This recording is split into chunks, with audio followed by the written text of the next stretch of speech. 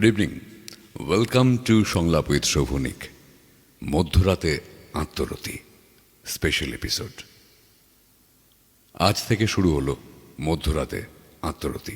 আমি ধীরে ধীরে বলবো কেন হঠাৎ এই নাম, কেন হঠাৎ এই অনুষ্ঠান, কেন হঠাৎ মধ্যরাতে, সবটাই বলবো।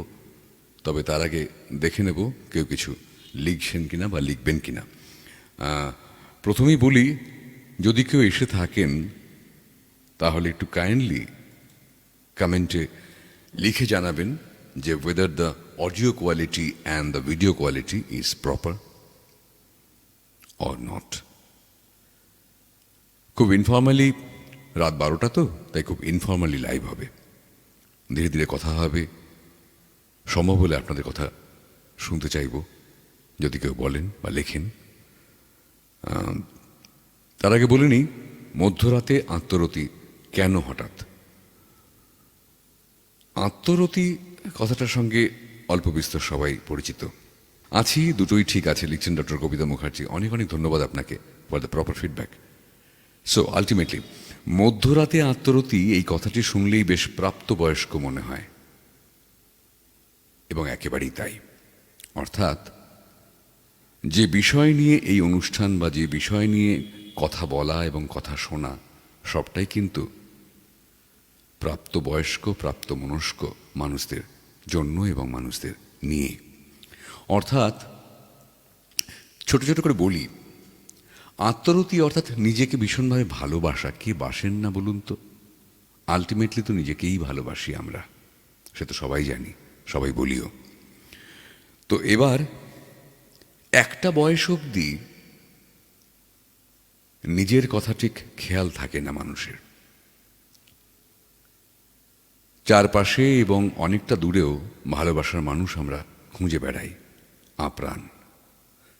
তারপর একটা বয়সের পরে এসে যখন নিজেকেই মিস করতে শুরু করি, অর্থাৎ নিজের বিভিন্ন বয়সগুলো, সে কারণেই বললাম একটা বিশেষ বয়সে পৌঁছানো খুব জরুরি। অর্থাৎ ধরুন 50 ঊর্ধ্ব একটি মানুষ অবশ্যই তাঁর 12 বছরের সত্তাটাকে, 16 বছরের সত্তাটাকে, 20 বছরের সত্তাটাকে, 25 বছরের সত্তাটাকে, 35 বছরের সত্তাটাকে, 45 বছরের সত্তাটাকে প্রতি মুহূর্তে মিস করবে এবং করে, এটাই স্বাভাবিক। তাহলে মধ্যরাতে কেন? মধ্যরাতে এই কারণেই, এর মধ্যে অন্য কোনো এরোটিক ব্যাপার নেই। যেটা আছে সেটা হচ্ছে এই, যে প্রত্যেকটি মানুষকেই সারাটা দিন ধরে অনেকগুলো ভূমিকা পালন করতে হয়। অর্থাৎ একটি মানুষ, এটি যদি পুরুষ হয়, সে কারুর ছেলে, কারুর বাবা, কারুর দাদা, কারুর ভাই, কারুর বন্ধু, কারুর স্বামী। এতগুলো ভূমিকার অনেকগুলো রেসপন্সিবিলিটি, দায়িত্ব, সেগুলো পালন করতে করতে আলটিমেটলি নিজের চাহিদাই মানুষ ভুলে যায়। কি চেয়েছিল শুরু থেকে, কি হতে চেয়েছিল, কি করতে চেয়েছিল। এবার এই যে রোলগুলো সারাদিন ধরে প্লে করার পর যখন বাড়ির মানুষগুলো ঘুমোয়, তখন যদি কেউ জেগে থাকে,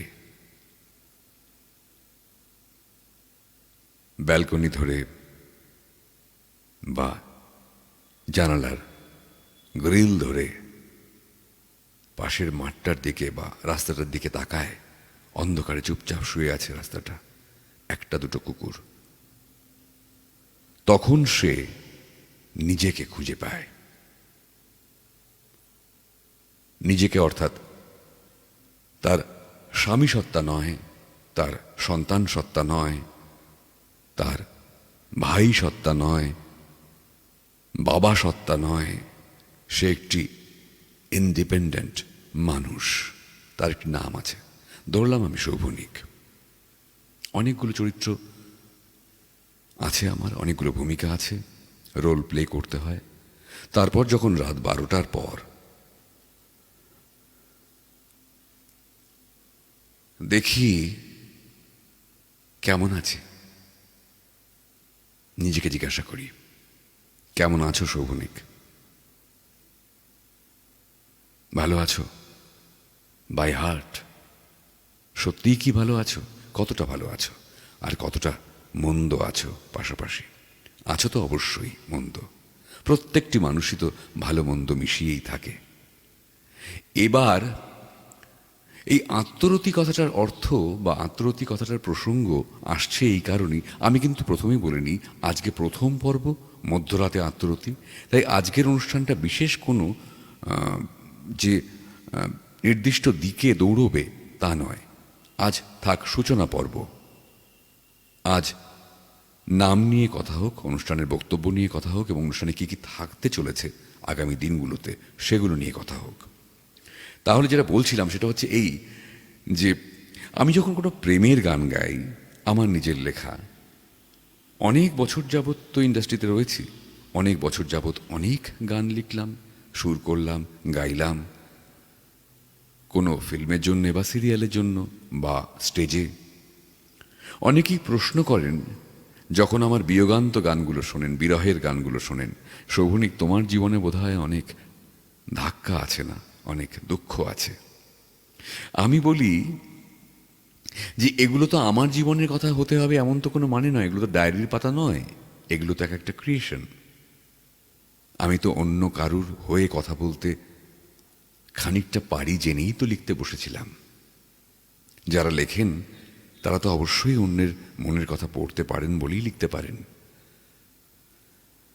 তো এবার যখন গাইব আদ্যন্ত একটি বিরহের গান, প্রেমিকাকে হারাচ্ছি প্রতিক্ষণে প্রতি মুহূর্তে, এরকম একটি বক্তব্য যখন একটি গানের, তখন যখন গানটা আমি গাইব, কার কথা ভাবব?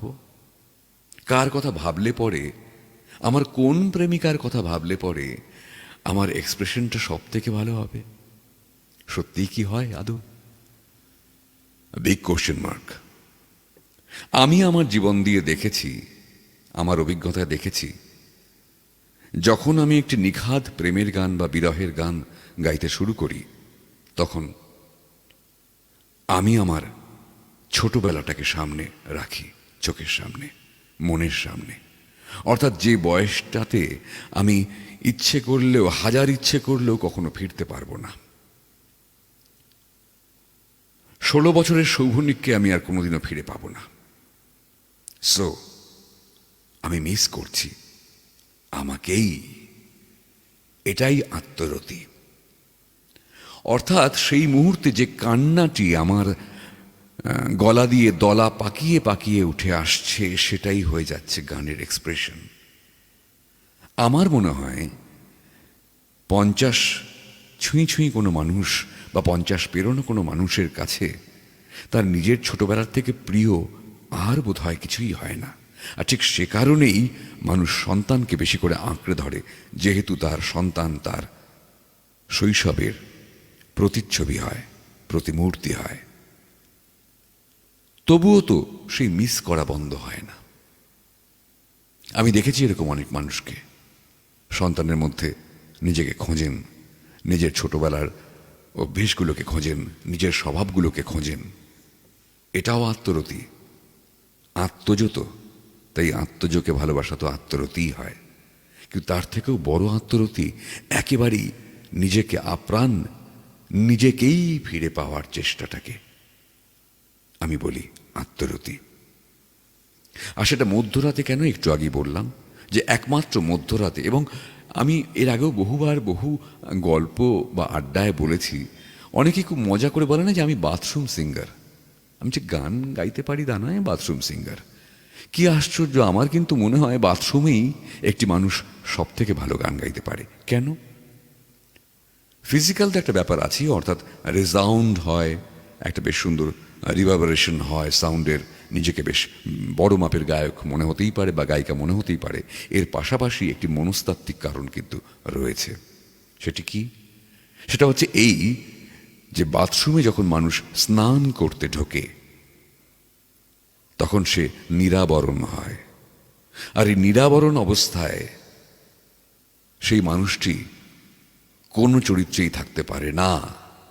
অর্থাৎ সে যদি কোনো সন্তানের পিতা হয়, সেই মুহূর্তে সে পিতা নয়। সেই মানুষটি যদি কোনো সন্তানের মাতা হন, সেই মুহূর্তে তিনি মাতা নন। তিনি একজন পূর্ণ নারী, এটাই তার পরিচয়। তিনি একজন পূর্ণ পুরুষ, এটাই তার পরিচয়। তার কারণ সে একা, উইদিন দ্য ক্লোজড ডোর, বন্ধ দরজার পেছনে তিনি একা, নিরাবরণ, নিরাভরণ। তিনি নিজেকে খুঁটিয়ে দেখতে পারেন, ভালোবাসতে পারেন, এটাই আত্মরতি। আবার মধ্যরাতেও সবাই ঘুমিয়ে পড়ার পর মানুষ যখন একা হন, তখন ঠিক সেভাবেই খুঁজে পাওয়ার চেষ্টা চলে। ছোট্টবেলার আমিটা কি হারিয়ে গেছি? সবটুকুই। এখনো যদি আমার মা আমাকে ঘি মাখা ভাত খাইয়ে দেয়, আমি কি লাল বল নিয়ে ছুটে যেতে পারবো মাঠে? এই অনুভূতিগুলো কিন্তু খুঁজে পাওয়ার চেষ্টা চলে। আমি জানি, কিভাবে জানি? আমার নিজের মধ্যে জানি, নিজেকে দিয়ে জানি, আমি আমার বন্ধুদের সঙ্গে অভিজ্ঞতা বিনিময় করেও জানি। এভাবেই প্রতিটি মানুষ নিরন্তর খুঁজে চলেছেন নিজের হারিয়ে যাওয়া দিনগুলোকে, নিজের হারিয়ে যাওয়া বয়সগুলোকে, অল্প বয়সের আমিটাকে। আর সেটাকেই আমি বলছি আত্মরতি। আর এটাই হবে মধ্যরাতে আত্মরতি এর পরবর্তী পর্বগুলোতে। কি থাকবে এই পর্বগুলোতে? আশা করি আমি এই মধ্যরাতে আত্মরতি কথাটির অর্থ যথাযথভাবে ব্যক্ত করতে পেরেছি এবং ব্যাখ্যা করতে পেরেছি। যদি কারুর কিছু বলার থাকে কাইন্ডলি জানাবেন। ঝিমলি বোস লিখেছেন আছি শোভনিকদা। যদি আপনি থেকে থাকেন, মানে তুমি থেকে থাকো, তুমি লিখো যে whether I am clear to you. আর যারা দেখছেন দয়া করে যদি একটু তাঁদের মতামতগুলো আমাকে জানান, আমার ভীষণ ভালো লাগবে পড়তে এবং জানতে আপনাদের কথা, আপনাদের মতামত। এই যে এতক্ষণ ধরে বকবক করলাম, মধ্যরাতে আত্মরতি কি ভারী একটা নাম, কিন্তু বিশ্বাস করুন প্রতি মুহূর্তে তো নিজেকেই ফিরে পাওয়ার চেষ্টা করে চলেছি নিরন্তর। এই বিষয়ে একটি ফর্মুলেশন আমি বহুদিন আগে তৈরি করেছিলাম। অর্থাৎ বিখ্যাত একটি কথা আছে, স্মৃতি সততই সুখের। অর্থাৎ যা কিছু অতীত তাই বড় মধুর মনে হয় পরবর্তীকালে। তো আমরা আপ্রাণ কি করি? দুটো কাজ করি। এক তো ভবিষ্যতের দিকে তাকিয়ে থাকি, একদিন এমনটা হবে, একদিন আমি এরকমটা করে উঠতে পারবো, দিনটা এত সুন্দর হয়ে যাবে। একটা স্বপ্ন বুকের মধ্যে বয়ে নিয়ে চলেছি নিরন্তর প্রতিটি মানুষ। আমরা ভবিষ্যৎকে কল্পনা করে ভবিষ্যতের দিকে তাকিয়ে বাঁচছি নিরন্তর। আবার পাশাপাশি কি সুন্দর দিন কাটাইতাম আমরা, বিখ্যাত গান। অর্থাৎ আমাদের অতীত নিয়ে স্মৃতিচারণ করছি, যেটা হয়তো তখন যখন ঘটনাটি ঘটেছিল বিশেষ ভালো বলে মনে হয়নি, বা বেশ কষ্টও দিয়েছিল। বেশ কষ্টের দিনগুলো বেশ কিছু বছর পেরিয়ে যাওয়ার পরে বেশ আনন্দের মনে হয়। আহারে, যদি সেই দিনগুলোকে আরেকবার ফিরে পেতাম। তাহলে আমরা কি করছি আলটিমেটলি? এক তো অতীতকে মিস করছি, আর ভবিষ্যতের দিকে তাকিয়ে দিন গুনছি। মাঝখানে সাফার করছে কে বলুন তো? আমার বর্তমানটা। বর্তমানকে আমরা একেবারেই ভুলে বসে আছি। যে মুহূর্ত এই যাচ্ছে, এই যে আমি বলছি, এই যে কথাটা বলছি আপনাদের সঙ্গে শেয়ার করছি, এই বর্তমানটাকে আগামীকাল তো আমি মিস করব। আপনারা আছেন, দেখতে পাচ্ছেন 9 জন আছেন। ঝিমলি বোস লিখলেন, আমি তো তোমার কথাতেই ডুবে গেলাম, শুনলাম খুব মন দিয়ে, কি বলবো বুঝতে পারছি না।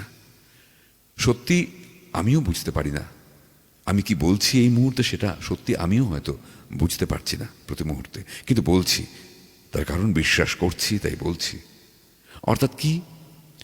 বর্তমান যে ফর্মুলেশনের কথা বলছিলাম, আমি খুব খেয়েই হারিয়ে ফেলি, মনে থাকতে থাকতে বলে ফেলি। সেটা হচ্ছে এই যে ফর্মুলেশন, সুখী হওয়ার ফর্মুলা কি? আমরা তো সবাই ভীষণ দুঃখী। অর্থাৎ কি সুন্দর দিন কাটাইতাম বলে চোখের জল ফেলছি, আর কি বাজে যাচ্ছে এই দিনগুলো, আর ভবিষ্যতে হয়তোবা সুন্দর একটা দিন আসবে, সে আশায় বুক বাঁধছি। তাহলে সাফার করছে কে? বর্তমান। এবার করব কি? ধরুন আজকে রাত 12টা পেরিয়ে গেল, তার মানে শনিবার হয়ে গেল, তার মানে 6 তারিখ হয়ে গেল এপ্রিল মাসের। বছর পড়তেই কিন্তু 4th মান্থ রানিং। আজকের এই 6 তারিখে এই যে রাত 12টার পরে আপনাদের সঙ্গে কথা বলছি, হয়তো বুঝতে পারছি না কতটা আনন্দ হচ্ছে, কতটা আনন্দ পাচ্ছি। এবার মনে মনে 10টা বছর এগিয়ে যাই।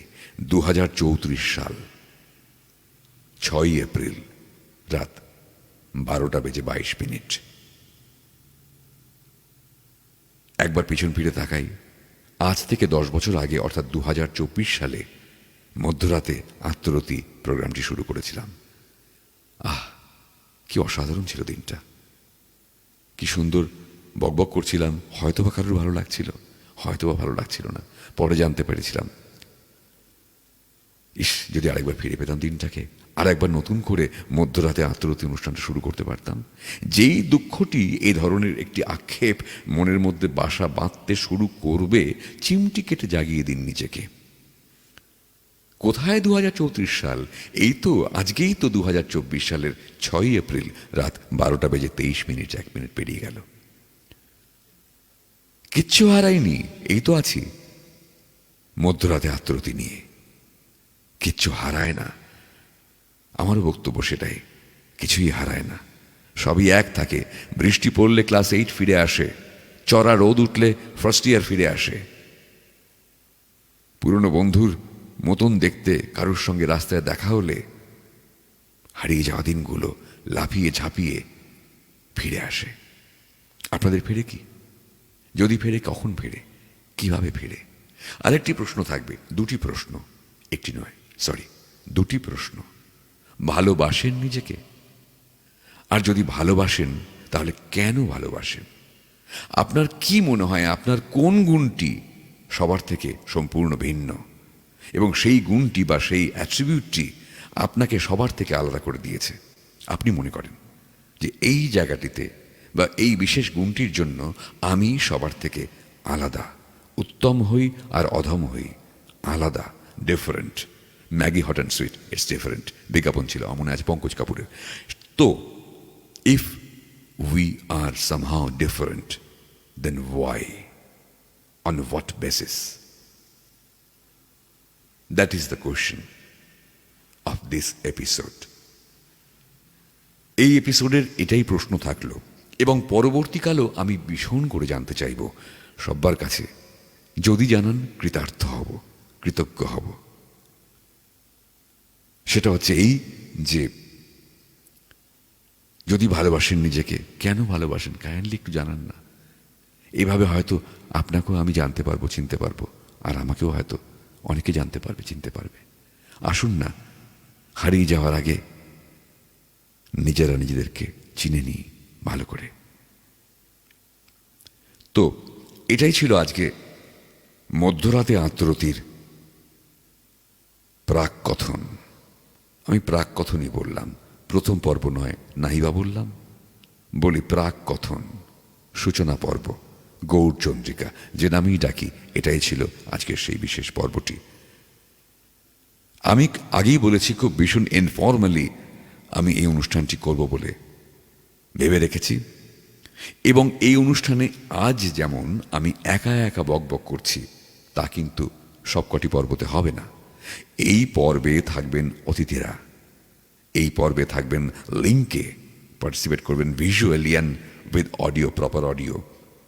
আমার সঙ্গে ফ্রেম শেয়ার করবেন, স্ক্রিন শেয়ার করবেন বিভিন্ন অতিথিরা। তারা অন স্ক্রিন তাদের এই উত্তরগুলো জানাবেন যে কেন তিনি নিজেকে ভালোবাসেন, কেন তিনি মনে করেন সবার থেকে একটু হলেও তিনি আলাদা, আর কতটা ফিরে পেতে চান নিজের সেই হারিয়ে যাওয়া সত্তাটাকে, নিজের সেই হারিয়ে যাওয়া দিনগুলোকে। এরকমই একটি বিশেষ অনুভূতি, স্মৃতি নিয়ে বহুদিন আগে একটি গান লিখেছিলাম। আজকে ভীষণ ইনফর্মালি আমি আবার বলেছি, আমি রয়েছি স্টুডিওতে, আমার স্টুডিওতে, রাত 12টা পেরিয়ে গেছে, আমার ইনস্ট্রুমেন্টস চারদিকে। একেবারেই ফর্মালি নয়, ভীষণ ইনফর্মালি একটা গান শেয়ার করি আপনাদের সঙ্গে। আমার নিজের লেখা, অবশ্যই বহু বছর আগে লেখা, 98 সালে লেখা, অর্থাৎ আজ থেকে 26 বছর আগে লেখা একটি গান একটু ছোট্ট করে শোনাই আপনাদেরকে।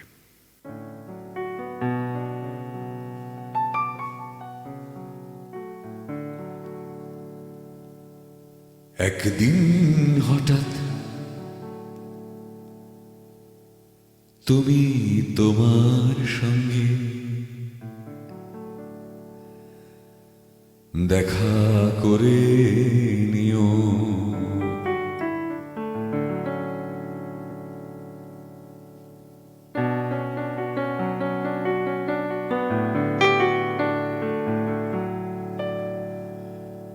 একদিন হঠাৎ তুমি তোমার সঙ্গে দেখা করে নিও, ঝড়ের বেগে কাটছে যেদিন, ঝড়ের বেগে কাটছে যেদিন, তারই মাঝে তোমায় একটু সময় তুমি দিও, দেখা করে নিও। একদিন হঠাৎ তুমি তোমার সঙ্গে দেখা করে নিও,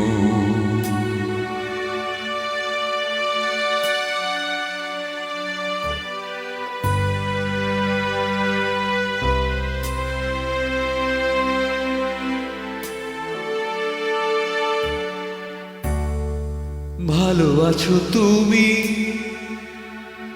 নাকি বদলে গেছো তুমি, ভালো আছো তুমি নাকি বদলে গেছো তুমি, নিজের কাছে নিজে তুমি জবাবটুকু দিও, দেখা করে নিও। একদিন হঠাৎ তুমি তোমার সঙ্গে দেখা করে নিও,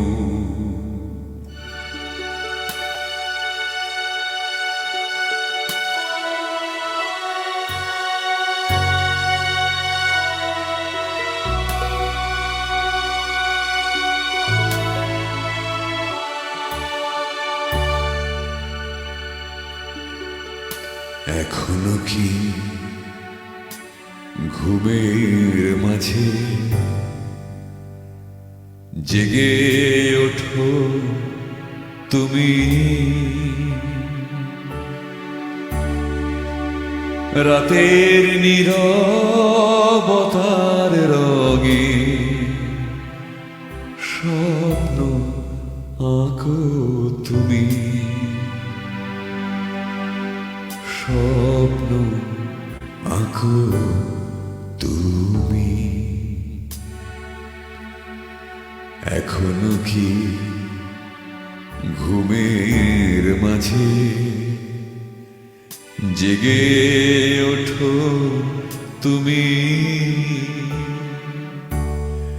রাতের নীরবতার রঙে স্বপ্ন আঁকো তুমি, স্বপ্ন আঁকো তুমি। কাজের এত ভিড়ে তুমি দেখো কি পিছু ফিরে, কাজের এত ভিড়ে তুমি দেখো কি পিছু ফিরে ফেলে আসা দিনের মাঝে নিজেকে খুঁজে নিও, দেখা করে নিও। একদিন হঠাৎ তুমি তোমার সঙ্গে দেখা করে নিও। ঝড়ের বেগে কাটছে যেদিন, ঝড়ের বেগে কাটছে যেদিন, তারই মাঝে তোমায় একটু সময় তুমি দিও, দেখা করে নিও।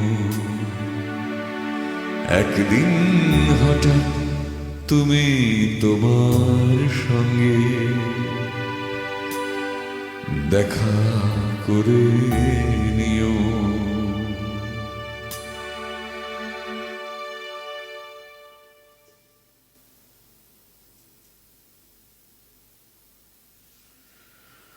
তো এই ছিল, এটা প্র্যাকটিক্যালি কিন্তু হয়ে গেল যেটা, সেটা হচ্ছে যে মধ্যরাতে আত্মরতির টাইটেল সং হয়ে গেল। আমার এই 26 বছর আগে লেখা গানটি মধ্যরাতে আত্মরতির টাইটেল সং হয়ে গেল। এবার দেখে নিই কে কি লিখছেন। প্রথমে লিখেছিলেন ডক্টর কবিতা মুখার্জি, আছি, দুটোই ঠিক আছে। ঝিমলি বোস লিখেছিলেন আছি শোভনিকদা। তারপর লিখেছিলেন আমি তো তোমার কথাতেই ডুবে গেলাম, শুনলাম খুব মন দিয়ে, কি বলবো বুঝতে পারছি না। তারপর লিখলেন খুব প্রিয় গান শোভনিকদা, অপূর্ব। তারপর লিখলেন আহা, থ্যাংক ইউ। ডক্টর কবিতা মুখার্জি তারপর লিখছেন আপনার মধ্যরাতে আত্মরতির সূচনা পর্বর বিশ্লেষণ মুগ্ধতায় ভরা, সমাপ্তির গানটি খুবই প্রাসঙ্গিক। অনেক অনেক ধন্যবাদ আপনাকে। তো এই ছিল আজকের মধ্যরাতে আত্মরতির সূচনা পর্ব বা প্রাক কথন। আজ এ অবধি, আবার দেখা হবে আগামী সপ্তাহে। শুভরাত্রি।